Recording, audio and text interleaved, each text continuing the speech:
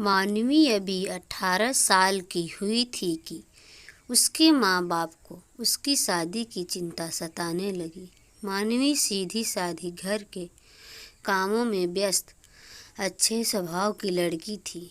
उसके माँ बाप ने उसकी शादी एक अच्छे से घर में देखकर कर दिया, जो कि ऐसा दावा करते थे घर वाले कि हम दहेज नहीं लेते, और मानवी की शादी कर दी।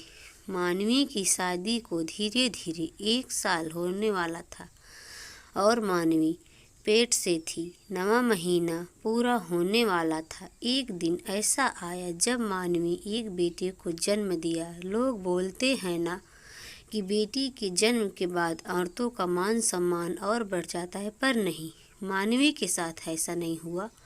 उसके घर वाले उसके माँ बाप से दहेज की मांग करने लगे। उन लोगों की सोच बहुत ही गिरी हुई थी। उनका कहना था कि अब तो बेटा हो गया है, एक तो मजबूर होकर दहेज देगी, कहाँ भेजेंगे अपनी बेटी को। अब उसके घर वाले मानवी पर उसका बेटा भी नहीं लेने देते। 2 महीने का बेटा लोग प्यार भी नहीं करने देते थे उसको। एक दिन मानवी रात के 3 बजे सो रही थी तो उसकी आंख खुलती है। अपनी सास को ससुर की बातें और साथ में उसका पति भी था। मानवी ने सुना किसके साथ ससुर आपस में बात कर रहे थे, चलो आज रात इसको मार डालते हैं और बोल देंगे कि आत्महत्या कर लिया।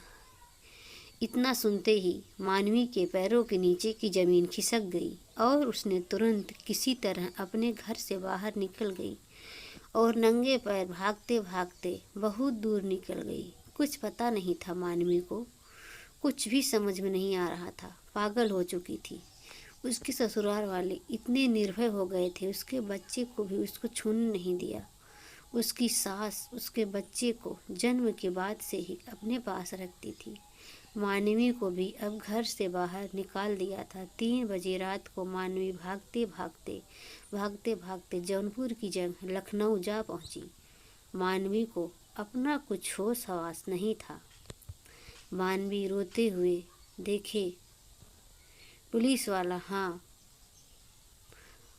करके मानवी का पता पूछता है, पर मानवी कुछ बता नहीं पाती। उसके पास कुछ ऐसा नहीं था जिससे उसका पता लगा जा सके वह कहाँ की है। किसी तरह उस पुलिस वाले ने मानवी के घर वालों का पता लगा लिया। उसके बाद में लाके मानवी को पहुंचाया। आज भी मानवी को ये नहीं मिला।